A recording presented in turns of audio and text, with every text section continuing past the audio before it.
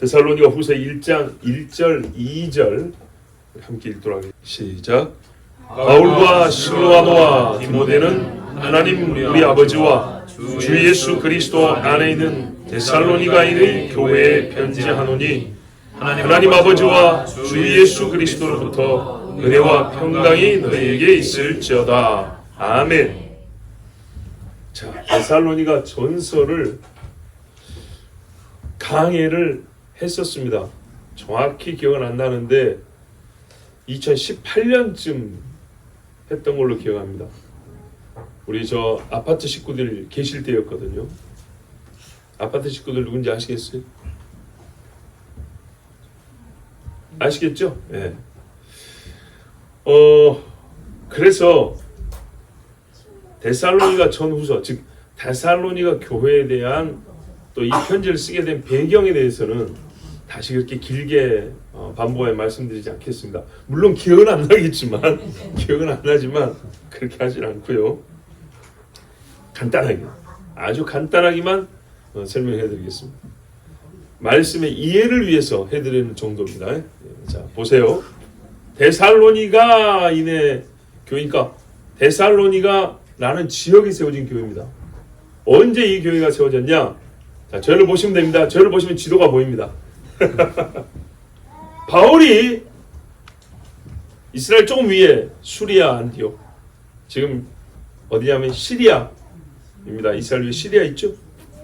거기서 배를 타고 지중해 바다로 쭉 나갑니다. 그래가지고 구레네 섬을 거쳐서 그 다음에 올라갔더니 터키 지역입니다. 터키. 지금의 터키 남부 해안에 도착했습니다. 여기서부터 이제 비시디아 안디옥, 똑같은 안디옥인데 동네 이름이 비시디아. 그 다음에 조금 내륙으로 가니까 이고니아, 루스드라 이렇게 이제 동네로 지나갑니다. 여기가 보세요, 갈라디아 지역입니다. 이 동네, 이 도시들을 전체로 갈라디아 도, 겁나 큽니다. 한 나라만 합니다. 아시겠죠? 예. 그리고 막 그 위에 뭐 루가오니아 뭐 이렇게 이제 몇 개, 지금 터키가 옛날에 소아시아라고 불리는데 도가 이렇게 나눠져 있어요. 이렇게 터키를 몇 등분 해가지고. 이게 이제 1차 여행. 2차 여행 때는 이 수리아에서 터키 가볼 때 육로로 갈 수 있거든요. 육로로 갑니다. 배 타고 안 가고. 그리고 터키 끄트머리까지 갑니다. 끄트머리까지 하면 어디냐면 대략 옛날에 그 트로이 목마, 성경은 드로아라고 돼 있어요. 발음 부드럽게. 그 해안 지역까지 갑니다. 쭉 소아시아를 이제 전도로 갑니다. 에베소 지나가지고. 그때 사도행전 16절에 보면 마케도니아 사람이 와서 우리를 도우라 이렇게 말합니다.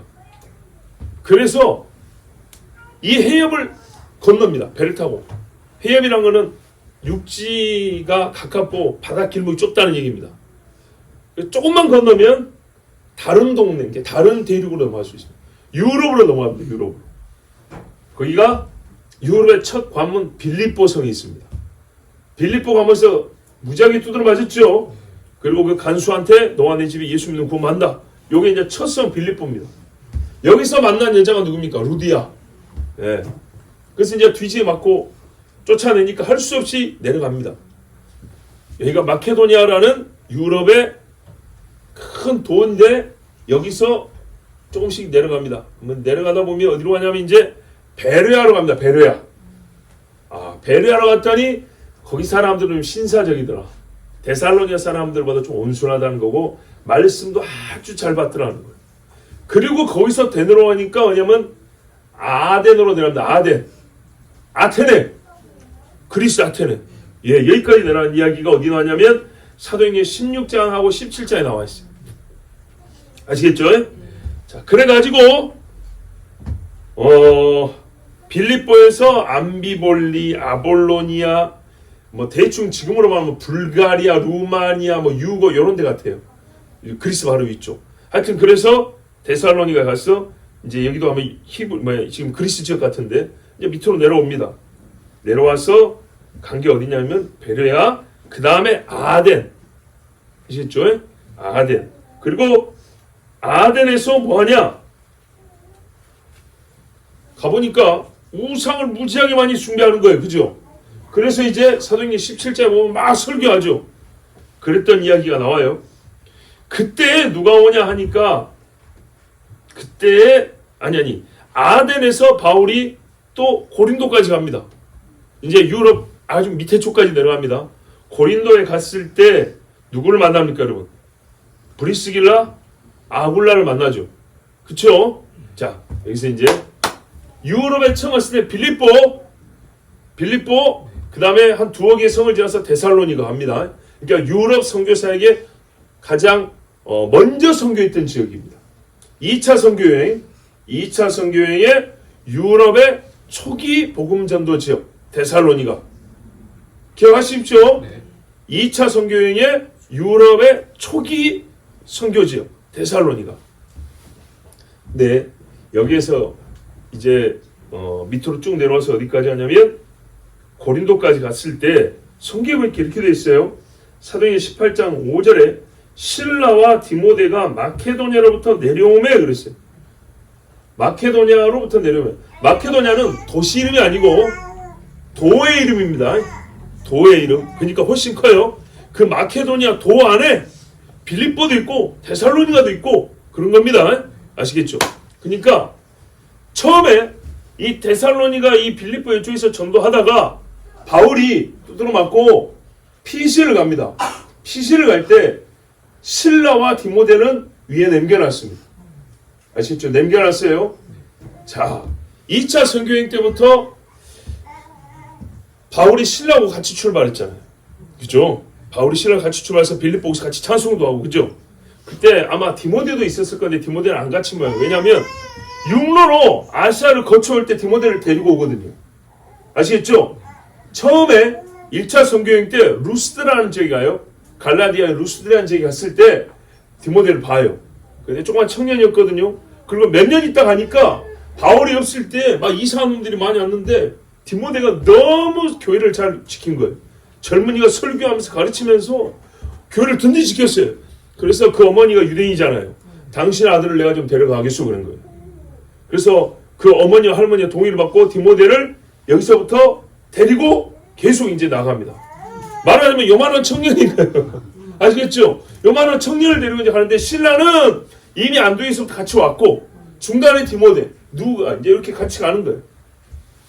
자, 그런데 보니까 빌립보, 데살로니가, 아덴, 고린도까지 갔는데 중간에 신라하고 디모데하고 떨어져 있다가 합류를 했다는 거예요. 그럼 얘들이 어디서 왔냐 했더니 마케도냐고 데살로니가 지역. 아시겠죠? 데살로니가 있는데 빌립보, 데살로니가 여기 있다가 왔다는 거예요. 그러니까 바울이 거기를 일단 남겨놓고 온 거예요. 왜? 급하게 와야 되니까 이제 막 세워진 교회를 믿음이 든든한 자가 좀 가르치고 기도하고 그래야 되지 않겠어요? 그래서 본인은 어쩔 수 없이 막 형제들이 피신가라 하니까 어쩔 수 없이 떠밀려 내려왔는데 신라와 디모데는 남겨놨다는 거예요. 그래서 사도행전 17장 보면 10절에 밤에 형제들이 바울과 신라를 베레아로 보냈다 그랬어요. 베레아가 데살로니가 다음이거든요. 가까워요. 예. 그러니까는 바울이 베레아에서 데살로니가 다음 베레아에서 쭉 내려오고 이 베레아에 실라와 디모데를 남겨놔서 그 근처에 있던 데살로니가 교회 소식도 듣고 아시겠죠? 빌립보 소식도 듣고 베레아 교회인들 소식도 듣고 이래서 이제 고린도에서 만났더니 이 두 사람이 와서 하는 말이 선생님 데살로니가 교회에 좀 문제가 있는데 이런 거 이제 아시겠죠? 그래서 고린도에서 이제 브리스길라 아굴라 만나가지고 사역하고 있는 중에 아 그래 데살로니가가 그래서 이제 신라하고 디모데한테 말을 듣고 같이 기도하면서 편지 쓰니까 편지 쓴 저자의 이름에 신라와 디모데가 같이 나오는 거예요. 이해되셨죠? 예. 그러니까는 바울의 서신서 중에 데살로니가 전후서는 굉장히 빠른 시기에 쓰였어요. 우리가 보통 옥중서신이라고 그러죠. 옥중서신이라는 말은 뭐냐면 바울이 감옥에 있을 때 썼다는 얘기인데 한마디로 로마 감옥에 있을 때 썼다는 얘기예요. 그럼 바울의 인생의 거의 끝부분이거든요. 근데 갈라디아서하고 데살로니가 전후서는 사역하는 중에 썼어요. 거의 2차 선교여행 중에 썼으니 아직 3차 여행도 남았지, 재표해야 되지, 안디옥이 아니 가이사랴 2년 있었지, 로마에 2년 있었지, 또 4차도 갔다 그러지. 그러니까는 아주 이런 식이죠. 그래서 한 50년쯤에 쓴 편지 이렇게도 말을 해요. 아주 이런 식이에요. 자, 이제 어느 정도 배경 설명됐습니다. 자, 그렇고 이제 내용을 한번 얘기해 볼게요. 내용. 왜 이 편지를 썼냐? 일단은 데살로니가 전서에 보면 왜 썼는지 이유가 확실한데요. 우린 지금 후서를 보고 있으니까 후서만 보겠습니다. 후서의 내용을 보면 크게 세 가지 주제가 눈에 띕니다. 첫 번째가 핍박이에요. 그래서 바로 감사함이 3절 이하에 나오는데 4절 보세요. 너희가 견디고 박해와 환난 중에서 인내와 믿음으로 여러 교회에서 우리가 친히 자라노라. 왜? 이런 소식이 들려온 거예요. 박해가 있고 핍박이 큰데 데살로니가 교인들이 이렇게 잘 견딘다는 소식이 막 들려온 거예요. 그래서 인사의 첫 부분에 바로 우리가 이런 소식을 들으니까 얼마나 기쁜지 모른다. 그런데 여러분, 나는 듣고 기쁘지만 이 사람들 계속 싸워야 되죠. 그러면 뭘 해줘야 돼요? 격려를 해줘야 되죠. 격려 중에 뭐가 제일 세요? 제일 진짜 격려되는 말이 뭐냐? 아니요. 그래봐야 나잖아요. 나 사람이잖아요. 뭐 함께 있기는 지금 얼마나 멀리 있는. 하나님이 의롭게 심판하신다. 이게 최고 아니에요? 봐보세요. 다윗도 사울과 다윗 사이에, 예? 고라와 모세 사이에 하나님의 의로운 심판장 되심. 그래서 데살로니가 후서 이게 6절, 7절, 8절, 9절이 어마어마한 진짜 놀라운 진리가 여기 있어요. 예? 저는 몇 번 인용했잖아요. 나는 예수 이름 들어보지도 못했는데 그것도 여기 다 나와 있어요. 하나님의 의로운 심판을 기다리라. 이게 최고의 소망이에요. 요한계시록도 보세요. 이렇게 심판하시니 의로우시도 이소이다 하면서 목이 잘린 사람들이 할렐루야 찬양을 하지 않습니까? 상금이라고 면류관 줬더니 그 면류관까지 하나님께 바쳐버리잖아요. 심판하시는 하나님을 보고. 자, 두 번째 뭐냐? 이게 말이에요. 데살로니가 교회에서 가르칠 때 그 짧은 시간에 예수 그리스도의 십자가부터 천지창조와 계시록이란다. 주님 다시 오시는 종말까지 가르쳤거든요. 이 짧은 시간에 가르치다 보니까 바울은 위대하지만 배우는 사람들은 너무 기간이 짧잖아요.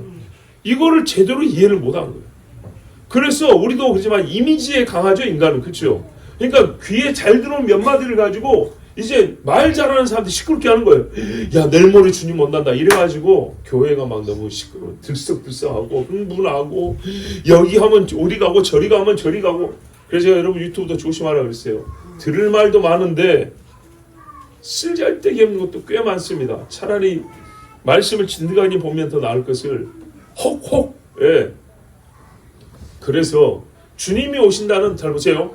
확실함을 강조했더니 우리 인간은 어떻게 오류를 범하냐면 확실하면 급한 줄 알아요. 그렇죠? 불확실하면 느긋하고요. 확실하면 급할 생각이에요. 그런데 이 시대는 확실하게 말을 해도 안 급하니 이게 더 문제인데 2000년 전의 성도는요, 목을 걸고 믿었기 때문에 주님 오신다는 확실한 믿음을 가졌을 때 그 중에 안타깝게도 어떤 오류가 많았냐면 그러니까 곧 당장 내일 이런 사람들이 있었어요. 그런데 여러분, 성경에는 주님이 오신다는 확실한 증거를 어떻게 가르치냐면 어느 날 아무것도 없는 배경 상황이 없는데 주님만 달랑 오신다는 게 아니고 주님이 오실 수밖에 없는, 오시기에 가장 적합한 때가 하나님의 경륜 안에서 이렇게 차근차근 역사의 흐름 속에 형성되고 조건이 만들어진다는 걸 얘기하고 있어요. 그래서 말하자면 불법의 사람이 먼저 나타난다 그랬어요. 아시겠죠?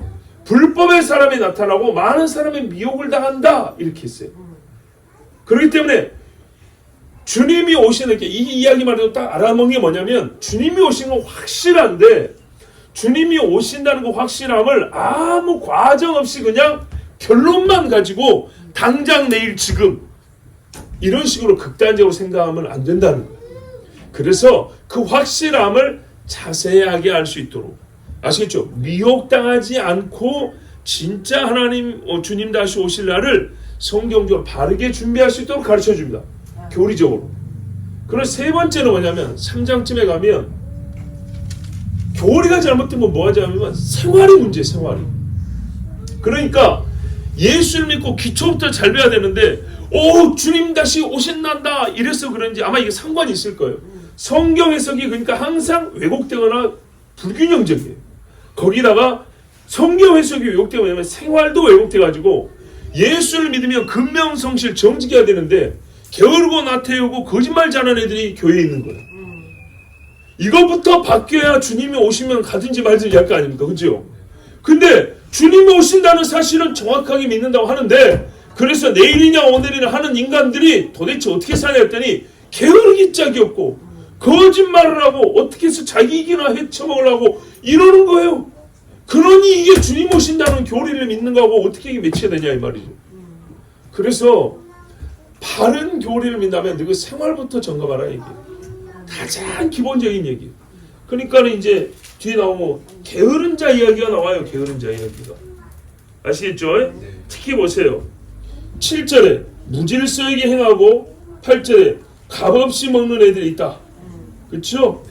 우리가 어떻게 하는가 봐라. 우리는 일하면서도 값없이 먹지도 않았다 그랬어요. 왜 연약한 자들이 그렇게까지 본을 보였거든. 아니 예수를 우리가 가르쳤는데 누구는 어디서 배웠길래 이 모양이야 이 말이에요. 이게 실라와 디모데가 바울보다 오래 데살로니가를 비롯한 마게도니아 지역에 머물러 있으면서 듣고 온 이야기. 그러니까 칭찬할 일도 있지만 여러분 보세요. 칭찬할 일도 있지만 이제 신생한 교회에 연약함과 한계가 있어요. 그죠? 우리도 그렇잖아요. 예수를 믿을 때 처음부터 아주 그냥 세차게 믿는 사람이 있어요. 뜨겁게. 그렇다고 해서 그 뜨거움이 성숙함은 아니에요. 예. 뜨거운데요. 한쪽으로만 아주 그냥 불꽃이 너무 뭡니까 이거 그 토치같이 이렇게 막 쏘아붙인다고. 그러지 말고 이렇게 확 타서 균형되고 밥을 먹을 수 있는 불이야 되는데 이건 구멍 뚫는 불이란 말이죠. 이렇게 되면 서로 성도 안에 덕이 없습니다. 예, 유익이 없어요. 자, 그래서 뜨거운 교회가 교리에도 열심인 교회가 전체적으로 거룩하고 건전하고 건덕이 있도록 그렇게 이제 가르치는데 세 가지 전서에도 이미 가르쳤지만 추가로 좀 보충해야 될 이야기. 왜? 그동안에는 들려온 이야기 있었기 때문에 세 가지 이 대주제를 가지고 말씀을 이제 주는 겁니다. 자, 그러면 결론은 어떻습니까? 이 세 가지 주제인데요. 이거는 이제 모아보면 어떻게 됩니까?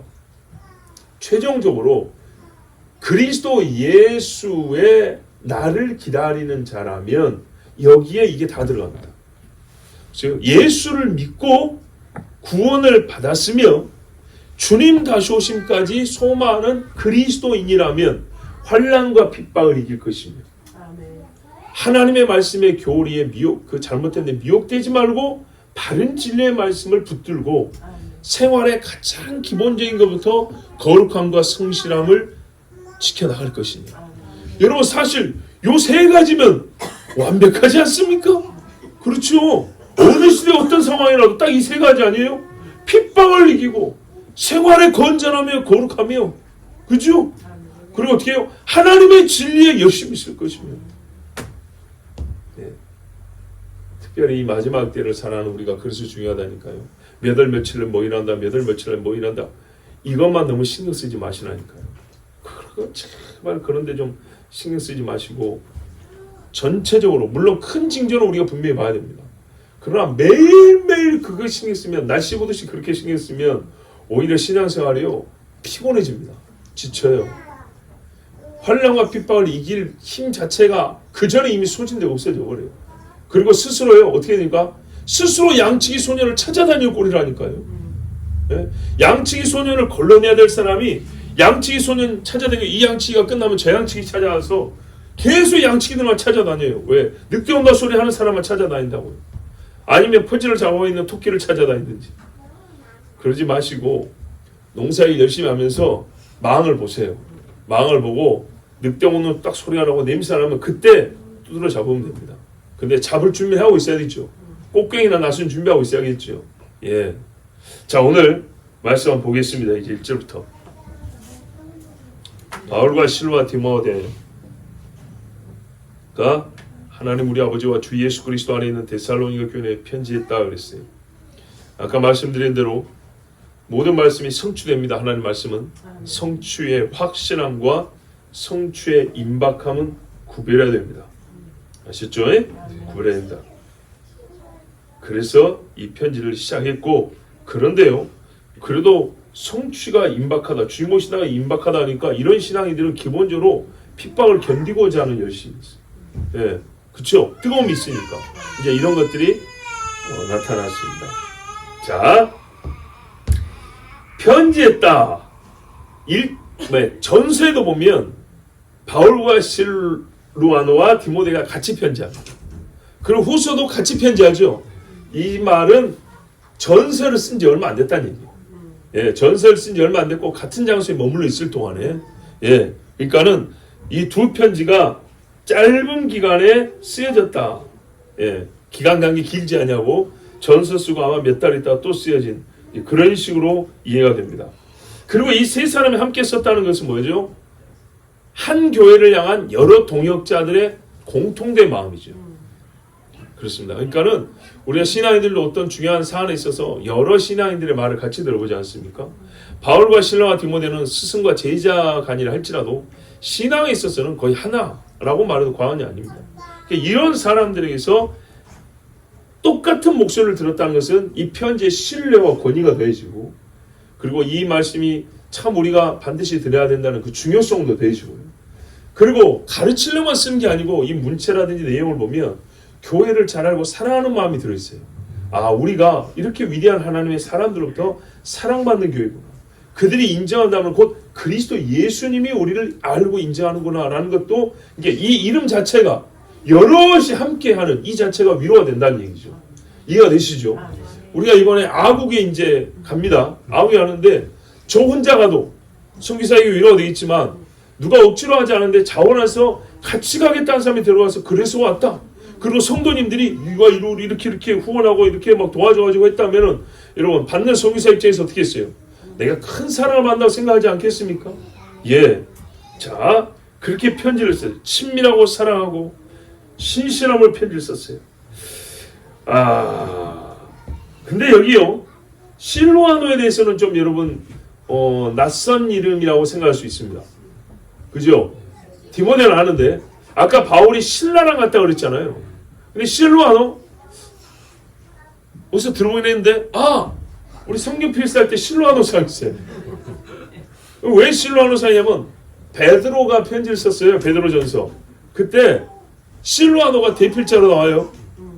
베드로서 5장 12절에 내가 신실한 형제로 아는 실루아노로 말미암아 너희에게 간단히 써서 권하고, 이렇게 했어요.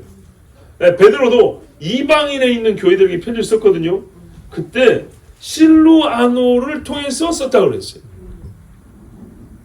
누구냐면 이 사람이 신라입니다. 신라의 다른 이름이 실루아노입니다. 그건 무슨 말이냐면 신라가 처음에는 바울과 같이 동역하다가 뒤에는 베드로와 같이 사역했다 이 말입니다. 아시겠죠? 아마 어느 지역에서 베드로를 만났을 모양이에요. 그리고 베드로가 이제 몸이 약하고 나이가 들고 하니까, 베드로 아마 말년 때쯤에 혹시 뭐 사역차 갔는지 인사차 갔는지 잘 모르겠지만 하여튼 베드로를 만나서 베드로가 편지를 쓴 것을 실루아노가 써서 이렇게 이제 전달을 했던 겁니다. 자, 실루아노는 누구라고요? 신라. 예.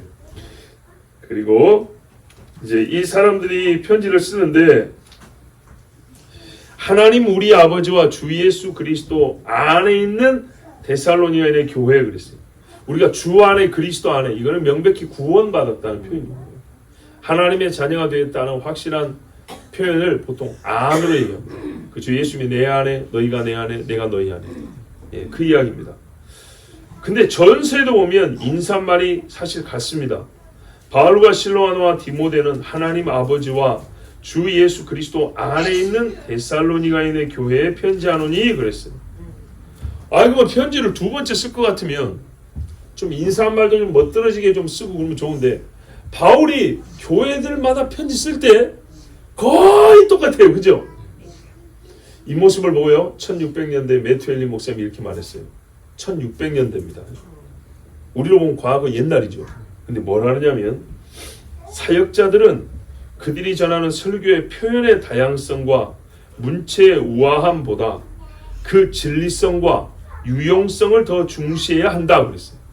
그러니까 1600년대도 이미요 미사역으로 많이 동원하고 뭐 문학자의 말 많이 인용하고 막 이게 고사성어 많이 인용하고 필요하지 않은데 꼭 그렇게 막 채워요. 설교 안에 그런 걸로. 요즘 같으면 막 재밌는 영상 한 번씩 꼭 하나 넣어주고 막 그림 하나 꼭 넣어주고 그런 분들 있어요. 설교 시간마다 나오는 사람도 있어요. 1600년대에도 그런 게 있었던 말이에요. 그 시대의 어떤 그 유행이. 그래서 말했어요. 바울의 편지를 봐라. 인사말도 맨날 똑같다. 왜냐하면 이보다 나은 것이 없다는 거죠. 제일 좋은 걸 하나 잡았으면 그거 그냥 100번, 1000번이고 반복하는 거예요. 근데 계속 바꿔줘야 하고 다양해야 하고 멋들어져야 하고 세련돼야 하고 그것은 하나님의 말씀 증거와 교회를 위한 이 설교에 아무 상관이 없다. 이렇게 말을 했어요. 자, 그렇다고 매튜엘리 목사님이 그런다고 저같이 막 사투리 쓰면서 욕도 해가면서 그랬냐? 그건 아니고, 그건 아닌데 너무 멋에 추종하고 그 시대 유행에 추종한 사람들이 많다는 거예요. 예나 지금이나. 요즘은 훨씬 더해요. 근데 제발 그런 짓 하지 말고 성경을 보면 진짜 우리에게 필요한 말씀은 몇십 번이고 반복됐다는 얘기죠. 차라리 진리와 우리에게 필요한 유용한 말을 계속 반복해 놨다. 이제 요 1절을 보고 이런 말씀 하셔서 다 400년 전인데 오히려 이 시대에 너무 적합하게 우리가 들어야 될 말씀 같아서 한번 들려드렸고요. 근데 1장 1절의 인사가 전서 1장과 다른 게 하나 있는데 전서 1장에는 뭐냐면 하나님 아버지와 되어 있는데요. 후서 1장 1절에는 뭐냐면 우리 아버지라고 그랬어요. 왜 그랬을까요? 우리 아버지. 여러 가지 신학적인 이유를 만들 수도 있죠. 그런데 우리 아버지인 거 다 알아요. 그걸 지금 가르쳐주는 시간이 아니에요. 데살로니가 교인들이 하나님이 우리 아버지, 우리가 유대인과 똑같은 아버지로 하나님을 부를 수 있다. 이거를 지금 못 배운 상황이 아니에요. 아시겠죠? 그러니까 여기서는 교리를 가르쳐주라는 게 아니고요. 여러분, 우리 아버지라고 불려질 때 바울과 데살로니가 교인이 어떻게 될까요? 둘이 될까요? 하나 되죠. 우리 아버지라고 불러줄 때 바울의 그 사랑이요. 정말 이 교회를 향한 진심이요. 훨씬 더 강하게 전달되겠죠. 진짜 우리 하나입니다. 하나. 하나로서 그리스도의 한 몸으로서 지금 말한다는 것을 두 번째 편지 쓸 때 잘못하면 이게 잔소리처럼 들린다고. 그죠? 잠깐 와서 교회 세워주고 갔으면 됐지. 고린도 교회 같은 데도 바울을 욕하는 사람이 있었지 않습니까? 갈라디아 지역의 여러 교회들 거기서도 바울이 사람이 이상하다고 뭐 이런 사람도 있었지 않습니까? 그래서 어쩔 수 없이 바울이 사도권을 말을 해야 됐잖아요. 내가 사도인 것이 다른 사도들보다 부족하지 아니고 나 가짜로 된 게 아니라고 하지 않아도 될 소리까지 할 정도로 본인이 세운 교회들인데도 성도들이 그렇게 오해하고 모욕을 줬어요. 자, 그렇기 때문에 바울이 꼭 그것만은 아니지만 이 교회를 향한 데살로니가 교회를 향한 바울의 진실한 마음을 그리고 얼마나 우리가 진짜 하나로서 하는 말인가. 선생도 아니고 진짜 그리스도 안에서 너희를 사랑하는 한 형제로서 하는 말이라는 것을 이 사람들이 그렇게 좀 듣기를 그걸 알려주기 위해서 우리라는 말을 쓴 걸로 보입니다. 이게 유대감과 친밀함의 강조가 훨씬 크다는 거예요. 이게 우리 아버지라는 교리는 이미 다 알고 있어요. 그거를 깨우쳐주는 시간이 아니고요. 이후에 말씀이 깨우쳐주려는 말씀인데 이 말씀을 들을 수 있도록 나와 너는 우리라는 것. 그래서 이 우리라는 말을 더 인사말에 추가한 걸로 보입니다. 그리고 2절에 보니까 하나님 아버지와 주 예수 그리스도로부터 또 나오네요. 데살로니가 전서에는 1절에만 하나님 아버지 예수 그리스도 나오지고 2절에 인사라는 게 이렇게 딱히 없어요. 그냥 바로 은혜와 평강이 너희에게 있을지어다 이렇게 돼 있어요. 한번 읽어드릴게요. 데살로니가 전서 1장 1절에 바울과 실로아노와 디모데는 하나님 아버지와 주 예수 그리스도 안에 있는 데살로니가에 있는 교회에 편지하노니 은혜와 평강이 너에게 있을지어다. 근데 후서에는 하나님 아버지와 주 예수 그리스도로부터 은혜와 평강이 너에게 있을지어다. 더 길죠? 하나님 아버지 주 예수 그리스도가 한 번 더 반복이 되어 있어요. 1절, 2절, 한 절에 한 번씩 써졌어요. 그래서 이거는 지나치게 과장이나 쓸데없는 반복이 아니냐. 이런 사람도 있고요. 또 이렇게 말하는 사람도 있어요. 이게 바울이 쓴 게 아닌가 보다. 누가 바울의 글을 모사, 흉내를 내서 쓰다 보니까 이렇게 바울의 특징적인 문구를 자주 쓰는 것으로 바울 흉내를 낸 것이다. 그렇게 말하는 사람도 있는데 그렇지 않아요. 아까 말씀드린 대로 이 사람들에게 지금 은혜와 평강이 더 필요한 상황입니다. 더 필요하기 때문에 그것을 정말 내가 진심으로 그것을 위하여 여러분들에게 편지를 쓴다는 것을 말하기 위해서 자기 자신을 호소한 게 아니고 진짜 하나님께 호소한 거예요. 하나님께서 당신들이 줄 것이라는 것을 그 약속에 근거하고 그것을 간구하는 마음으로 이렇게 글을 쓴 것이지 그냥 이유 없이 반복한 게 아니에요. 그리고 조금 차이가 있어요. 무슨 이야기를 하려고 했냐면 봐보세요. 부터가 붙어있죠. 요 부터를 얘기하려는 거예요. 부터. 근데 앞에 하나님과 예수님이 없이 부터가 쓸 수는 없잖아요. 그죠? 앞에 아무것도 없이 부터가 나올 수는 없죠.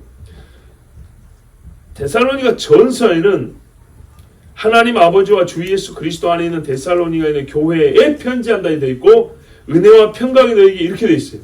은혜와 평강이 어디서부터 오는지가 안 써져 있어요. 근데 물론 알아요. 안다니까. 지금 교리를 가르쳐 주는 시간 아니라니까요. 다 알아요. 그리고 편지하노니 앞에 하나님 아버지와 주 예수로부터 편지한다 했기 때문에 안에 있는 데살로니가 교회에 편지한다 했기 때문에 하나님과 예수님으로부터 오는 은혜와 평강을 알아요. 그거를 반복하는 이유도 은혜와 평강의 근원. 지금 이 교회는 은혜와 평강이 필요하죠. 그렇죠? 그래서 그 근원을 가르쳐주면서 실제적으로 그 은혜와 평강이 오는 이 동적인 이미지, 실제로 너에게 내려와서 임한다는 것까지를 보여줄 때 부터라는 말이 붙어있으면 이게 더 잘 보입니다. 그렇죠? 왜냐하면 부터라는 말은 최종 도달 지점에서 하는 말이거든요. 결론에서 하는 말이거든요. 이 일이 어디서부터 왔어? 이런다고. 너 어디로부터 왔니? 그렇죠. 그러니까 마지막 지점, 종착 지점에서 처음부터 여기까지를 말할 때 부터를 얘기한단 말이죠. 그렇죠? 뭔 말인지 아시겠어요? 셈이 어디냐만 묻는 게 아니에요. 근원이 어디냐만 묻는 게 아니라 그 근원에서부터 마지막 도달 지점 여기까지 왔다라는 거예요. 오고 있다라는 거예요. 우리 집에 온 사람한테 너 어디서부터 왔니? 이렇게 물어본다고요. 도달한 지점에서 시작점을 말한다고요. 그러면 도달한 지점과 시작점 사이에 선이 연결되죠. 그래요. 은혜와 평강은 하나님에게 있어. 하나님이 근원이야. 그러니까 너희가 그 근원을 믿고 기도해 이 말이 아니고요. 그 근원에서부터 너희까지 끊어지지 않고 오고 있다는 거예요. 지금 계속. 은혜와 평강이 계속 오고 있다는 거예요. 어떤 교회에게 이런 인사를 한다고요? 박해, 핍박과 환난을 이겨나가는 교회라고. 그래서 하나님 아버지와 주 예수 그리스도를 쓰지 않고 부터를 말할 수가 없고 지금까지 동쪽으로 계속 움직이고 있는 이 은혜와 평강을 표현하기 위해서 그쵸? 그 시작점부터 여기까지 이어주길 위해서 하나님 아버지와 주 예수 그리스도로부터 은혜와 평강이 너에게 있을지어다 이렇게 축복한 겁니다. 야, 그러니까요 이 세심한 배를 보세요. 격려, 그냥 슬퍼하는 사람을 따뜻거려주는 게 아니에요. 확실한 신앙, 하나님의 존재, 하나님의 교회, 하나님과 교회와의 관계 이것에 의해서 그리고 교회를 향한 이 사도에 합당한 사도가 가져야 될 그 마음 이게 하나가 돼가지고 나온 인사말이 1절, 2절입니다.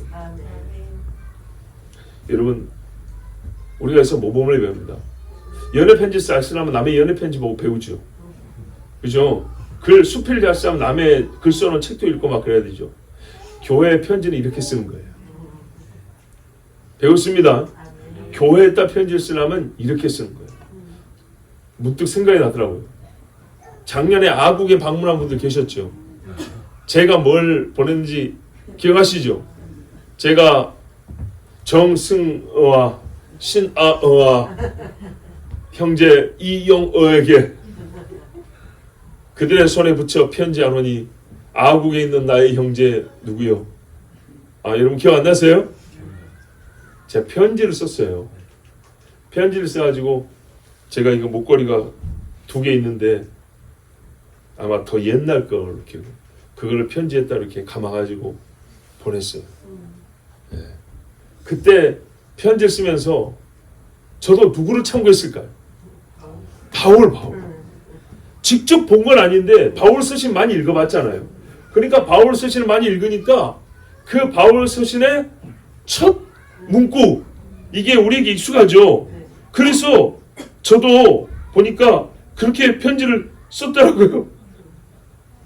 잠깐 한번 내가 지금 설교 시간에 이런 짓 안 하는데 오늘 처음으로 한번 이런 짓 한번 해볼게요. 생각이 났어요. 작년에 이렇게 썼더만요. 하나님께 부르심을 받아 그리스도 예수의 종된 나 한인과는 아에 있어 함께 동역자인 최모와 그의 집 식구들에게 영원하신 하나님의 인자와 성자 예수의 은혜와 성령의 권능으로 문안하노라. 형제여 나는 그대가 지난 3년간 고향과 본토 아버지의 집을 떠나 하나님 나라 소식을 서북방의 민족에게 온 힘을 다해 증감을 하노라. 너의 처음은 심히 약하고 시절은 심히 수상한 가운데 걱정과 안쓰러움으로 보내었으나 내 안에 계신 성령께서 약할 때 강하신 그리스도의 능력으로 일하게 하사 말과 행실에 능한 자가 되게 하셨으며 사자의 으르렁거림을 무시하고 들판에서 낮잠을 잘 수 있는 자가 되게 하셨도다. 이러면서 편지를 썼는데 비슷하죠?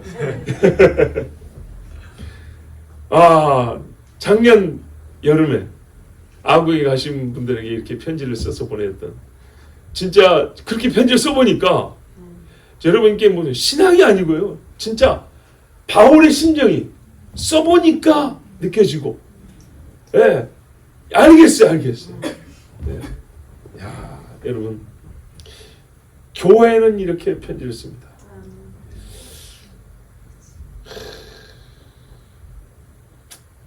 그런데 여러분 모든 교회에 이렇게 편지를 쓸 수 있을까요? 그것이 오늘 이 문안 인사를 또 편지 시작을 보면서 마지막으로 드는 저의 아픈 질문이었어요. 가슴 아픈 질문. 교회는 원래 이렇게 시작해야 돼, 편지가. 그런데 진짜 지금 우리 주님이 옛날 사도 같은 종들을 통하여 이 땅에 있는 교회들에게 편지를 쓴다면 이렇게 첫인사 할 수 있을까? 고린도 교회가 약해도 문제가 많았지만 이렇게 인사말을 들을 수 있었거든요. 갈라디아도 속히 너희가 지금 세상으로 육체로 떠밀려 가느냐? 그러면서도 문안 인사를 받았거든요. 여러분 마지막 때요. 이렇게 인사를 들을 수 있는 교회가 얼마나 될까요? 자, 우리 교회 어떻습니까? 들을 수 있을까요? 아멘 해야죠. 요한계시를 보니까 이 걱정이 필요한 걱정이면서 또 한편 이 걱정보다 하나님 주신 위로와 격려가 또 컸어요. 7개 교회 편지를 쓰잖아요. 7개 교회 편지 썼는데 그 중에 칭찬만 들은 교회는 2군데밖에 없어요. 그럼 5개 교회는 칭찬하고 책망이 있거든요. 책망이 있는 교회들인데도 불구하고 주님이 이런 사도 같은 인사말 아닌데 참 뜨겁고 따뜻하고 진실한 우리 집이 거짓이 없으신 분이니까 그런 말씀이 앞에 나와 있어요. 2000년 전의 교회지만 사실 이 마지막 때의 교회를 향한 주신 말씀이 다 있잖아요. 3장만 볼게요. 계속 3장만 보면 4대 교회 문제 있는 교회거든요. 근데 이렇게 4대 교회 사자에게 편지하라. 하나님의 7영과 7별을 가지신 이가 이르시되 내가 네 행위를 아노니 네가 살았다는 이름을 가졌으나 죽은 자로다. 너는 일깨어 그 남은 바 죽게 된 것을 굳건하게 하라. 내 하나님 앞에 내 행위의 온전한 것을 찾지 못하였느니 그러므로 내가 어떻게 받았으며 어떻게 들은지 생각하고 지켜 회개하라. 만일 일깨지 아니하면 내가 도둑같이 이르리니 어느 때에 내가 이르는지 네가 알지 못하리라. 이런 교회, 데살로니가한테 인사말을 못 듣는 교회. 그렇죠? 계시록 3장 14절에 라오디게아 교회 사자의 편자라 아멘이시오 충성되시고 참된 증인이시오. 그러니까 이런 주님을 섬기는데 교회는 어떠냐? 하나님의 창조의 근본이신 이가 이르시되 내가 네 행위를 아노니 네가 차지도 아니하고 뜨겁지도 아니하도다. 네가 차든지 뜨겁든지 하기를 원하노라. 내가 이같이 미지근하게 뜨겁지도 아니하고 차지도 아니하니 내 입에서 너를 토하여 버리리라. 와우. 이 교회들은요 주님의 인사말 겸 이 꾸짖음이 너무 무섭습니다. 근데 말입니다. 다른 교회들은 그럼 다 칭찬만 들을 교회들이었냐? 그게 아니었어요. 그런데 다른 교회는 칭찬 들을 일만 있었던 거 아닌데도 우리 주님이 참 너무 감사하게 너무 좋은 말씀을 해주셨어요. 여러분 일단 3장 7절 보면 빌라델비아 아시죠? 빌라델비아는 이제 칭찬밖에 없는 교회예요. 빌라델비아 교회 사자에게 편지하라. 거룩하고 진실하사 다윗의 열쇠를 가지신 이곳 열면 닫을 사람이 없고 닫으면 열 사람이 없는 그가 이르시되 볼지어다 내가 내 앞에 열린 문을 두었을 때 능히 닫을 사람이 없으리라. 내가 내 행위를 아노니 네가 작은 능력을 가지고서도 내 말을 지키며 내 이름을 배반하지 아니하였도다. 배반. 보라 사탄의 회당과 자칭 유대인을 하나 그렇지 아니하고 거짓말하는 자들 중에서 몇을 내게 주어 그들 와서 내 발 앞에 절하게 하고 내가 너를 사랑하는 줄을 알게 하리라. 아멘. 빌라델비아 교회는요 진짜 우리 주님 앞에 얼마나 사랑을 받고 칭찬을 받는지 몰라요. 자 이렇게 인사를 받으면 좋겠죠. 근데 좀 부족한 교회들도요 진짜 하나님 앞에 영체 없지만 너무 감사한 인사를 받았어요. 2장을 보면 하나만 볼게요. 1절을 보세요. 우리 제일 잘하는 에베소 교회 사자에게 편지하라. 오른손에 있는 7별을 붙잡고 7 금촛대 사이를 거니시는 이가 이르시되 내가 내 행위와 수고와 내 인내를 알고 또 악한 자들을 용납하지 아니한 것과 자칭 사도라 하되 아닌 자들을 시험하여 그의 거짓된 것을 내가 드러낸 것과 또 내가 참고 내 이름을 위하여 견디고 게으르지 아니한 것을 아노라. 아멘. 그리고 뒤에 하나 그러나 너를 책망할 것이나니 너의 처음 사랑을 버렸느니라. 그러니까 어디서 떨어진지 생각하고 회개하여 처음 행위를 가지라.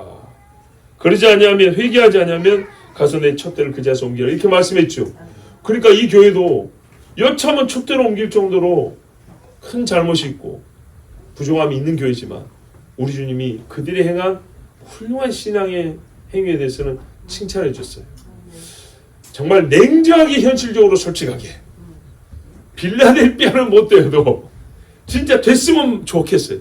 정말 됐으면 좋겠는데 아직은 우리가 그렇다 못다 하더라도 책망을 들으면서도 주님 앞에 이렇게 칭찬의 인사를 들은 그런 교회가 되면 얼마나 좋을까.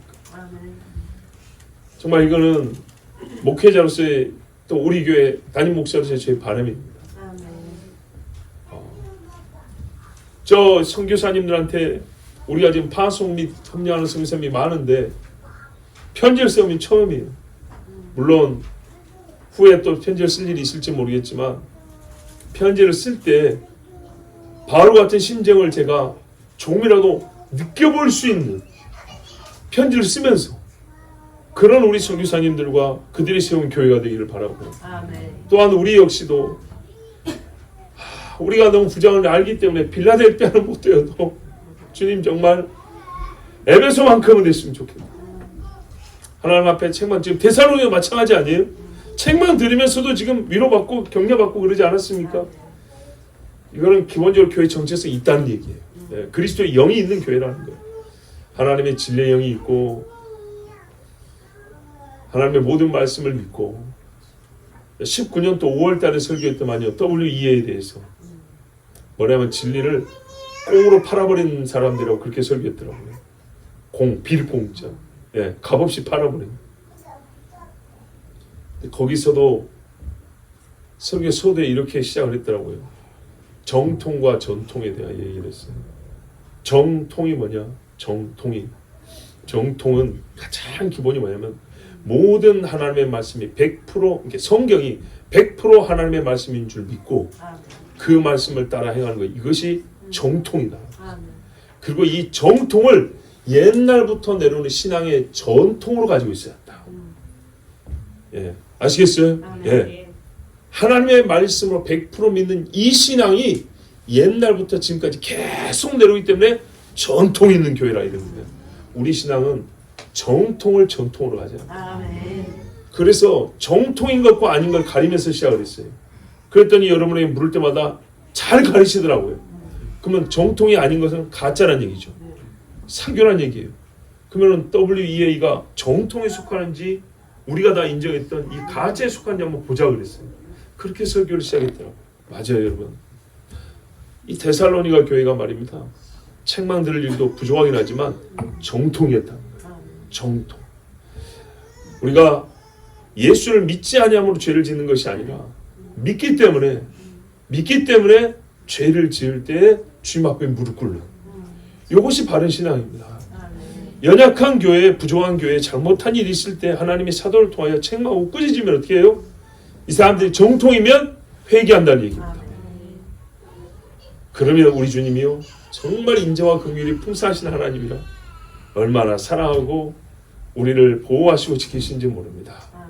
하나님의 사랑을 이미 받고 있는 우리, 더욱 사랑받을 줄 아는 교회가 되기를 바라고요. 정통의 신앙, 정말 오늘 이 편지의 시작과 같이 이와 같은 인사말을 들을 수 있는, 주의 인사를 들을 수 있는 그런 교회 되길 축복합니다. 우리 시간 함께 기도합니다. 하나님 아버지, 데살로니가 교회를 통하여 말씀을 주심을 감사합니다. 이제 후서입니다. 예, 후라는 어감이 주듯이 이 세상의 후반부를, 그것도 끄트머리를 살고 있습니다. 더 이상 받을 글이 없을 정도로 끄트머리를 살고 있습니다. 하나님 아버지, 오늘 우리에게 주신 이 말씀 진짜 끄트머리 말씀으로 알고 잘 보겠습니다. 열심히 읽고 마음을 다해 믿고 힘을 다하여 순종하며 살아가겠습니다. 오늘 이 교회 주신 인사말 우리도 받고 싶습니다. 이어지는 3절 4절에 나온 칭찬 우리도 듣고 싶습니다. 게으른지 아니하고 충성된 신앙, 하나님을 뜨겁게 사랑하는 교회가 되게 하여 주시옵소서. 우리 주 한 몸을 기도합니다. 아버지 하나님, 여러 서신서를 지금까지 얼마나 많이 읽었는데도 오늘 이 한 서신서를 시작하는 이 시간이 왜 이렇게 가슴이 뭉클하고 눈물이 나는지요. 이 시대에 교회에 주신 이 편지 하나가 어떤 의미인지, 도대체 얼마나 큰 일인지 오늘 이렇게 우리를 흔드십니까? 몇 글자 말에 아직 우리가 마음이 움직일 수 있는 순수한 마음을 갖게 해주셔서 감사합니다. 교회에 주신 두어 줄의 인사말로 많은 은혜를 받을 수 있는 겸손한 신앙이 되게 해주셔서 감사합니다. 이제 더욱 원하오니 주여, 우리에게도 내가 너희가 환난을 이기고 견디며 싸우며 나를 만날라는 소망하고 배교하지 아니하고 믿음을 지킨다는 소리를 들었노라. 주의 이 아름답고 반가운 인사말을 듣는 교회가 되게 해주시옵소서. 우리는 많이 부족합니다.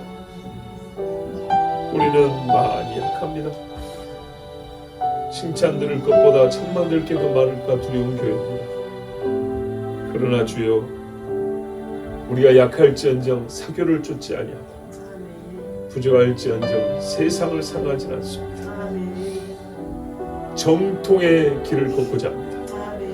옛적 선한 길, 정통을 전통으로 가진 교회로 계속 걸어가겠습니다.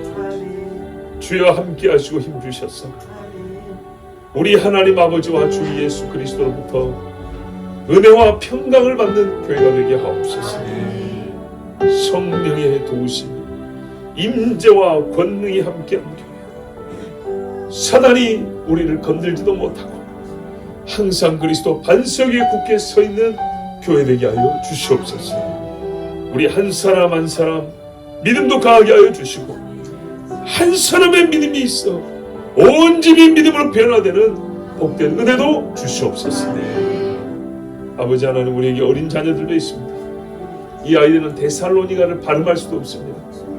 그러나 그 귀에 매주마다 이제 데살로니가가 들려질 것인데, 데살로니가에 주신 말씀이 우리 아이들의 귀에도 잠겨있고 담겨있고 마음에 새겨지게 하여 주사, 데살로니가에 주신 모든 말씀이 이 아이들의 영혼의 힘이 되게 하여 주시옵소서. 우리를 사랑하시고 오늘도 우리에게 말씀 주신 주께 감사하며 예수 그리스도의 이름으로 기도하옵나이다. 아멘.